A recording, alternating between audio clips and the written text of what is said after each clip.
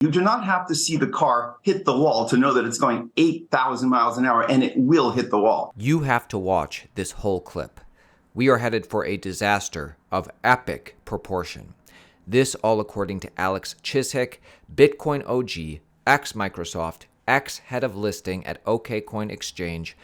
And this all stems from the Federal Reserve's latest rate hike just the other day. My colleagues and I are acutely aware that high inflation imposes significant hardship as it erodes purchasing power, especially for those least able to meet the higher costs of essentials like food, housing, and transportation. And we are strongly committed to returning inflation to our 2% objective. At today's meeting, the committee raised the target range for the federal funds rate by a quarter percentage point, bringing the target range to 4.75% to 5%. And we are continuing the process of significantly reducing our securities holdings. The Fed continues to tighten, yet also increasing its balance sheet. From the Federal Reserve, the balance sheet did rise again by $94 billion. How did it happen? There was less borrowing at the Fed's emergency discount window. However, the Fed's new lending facility, which it opened to provide additional liquidity to the banking system, that was up by nearly $42 billion from the prior week. So banks are liking this program where they can take their discounted treasuries and mortgage-backed securities and get loaned at par. So the Fed is still doing quantitative tightening, but it's also increasing the size of its balance sheet through this additional lending that's going out there. So this all sounds almost contradictory. The Fed is still doing its quantitative tightening, yet also increasing the size of its balance sheet with its additional lending. Do you understand what a unique scenario this is and what this means for us as investors? Yeah, explain. This isn't contradictory. The Fed tightening while also, in this case, expanding the balance sheet. How does that work?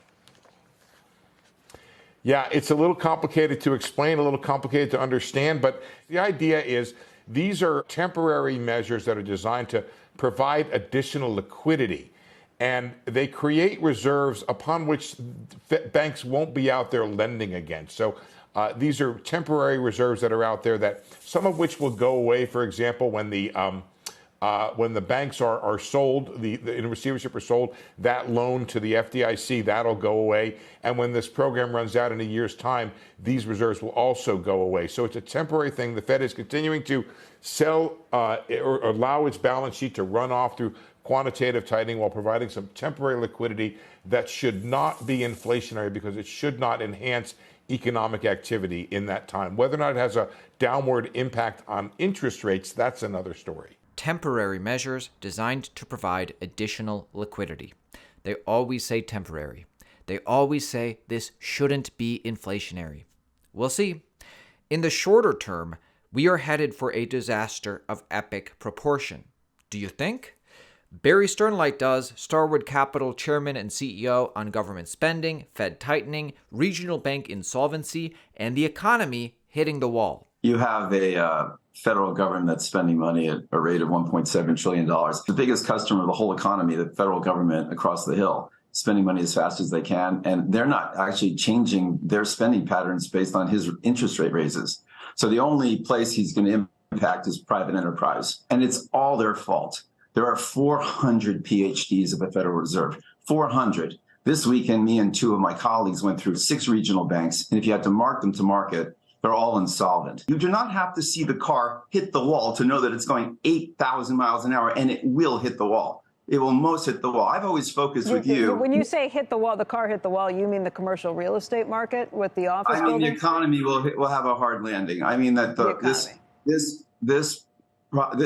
he is using a steamroller to get the price of milk down 2 cents. He's to kill a small fly. And I think it's time we sort of change your conversation. There's good inflation and bad inflation. Good inflation is wage inflation. We should be having parties. He's limiting inflation to 2%. So the guy making $15 an hour is going to get a 30-cent raise. That is not what this country should celebrate. That's not what we should want. So many people think that cryptocurrency is done. So many people think that cryptocurrency is going away. But if you look at the signs, crypto adoption and crypto integration into our daily lives is just beginning. This is what we do all the time on this channel, Altcoin Daily. Subscribe for daily videos keeping you updated on the entire cryptocurrency market. Nasdaq to launch crypto custody services for Bitcoin and Ethereum in 2023 to inaugurate their digital asset arm. Nasdaq is the latest traditional finance giant to pivot towards crypto, joining the ranks of Fidelity Investments, BNY Mellon, and BlackRock. Just goes to show you, if you're well connected with those in charge, you have no problem doing stuff like this. Cardano. We have reached 4 million ADA wallets on the Cardano blockchain.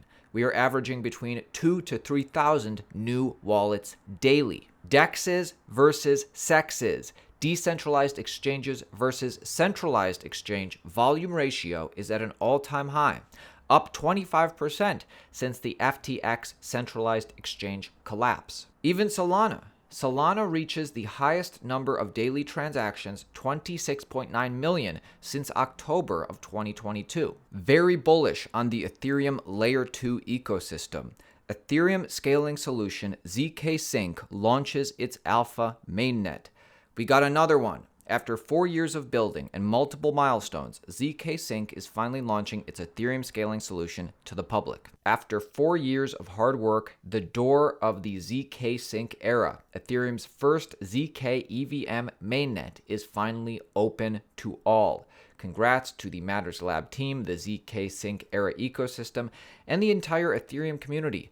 The era of freedom is waiting for you. Speaking of Ethereum Layer 2s continuing to get bigger and better, by the way, guys, like the video if you're getting value, subscribe if you want to be a part of daily crypto content. Speaking of Ethereum Layer 2s, Immutable X and Polygon Labs team up to expand its Web3 gaming ecosystem. Web3 gaming developer platform Immutable is forming a strategic partnership with blockchain protocol Polygon Labs to accelerate the development of Web3 gaming. According to a press release, Immutable will power its platform products using Polygon's zero-knowledge tech to simplify the process of onboarding game studios and developers in Web3. The alliance aims to provide an option for businesses, quote, that accelerate time to market and give them access to an ecosystem that will be one of the largest and most liquid for end users.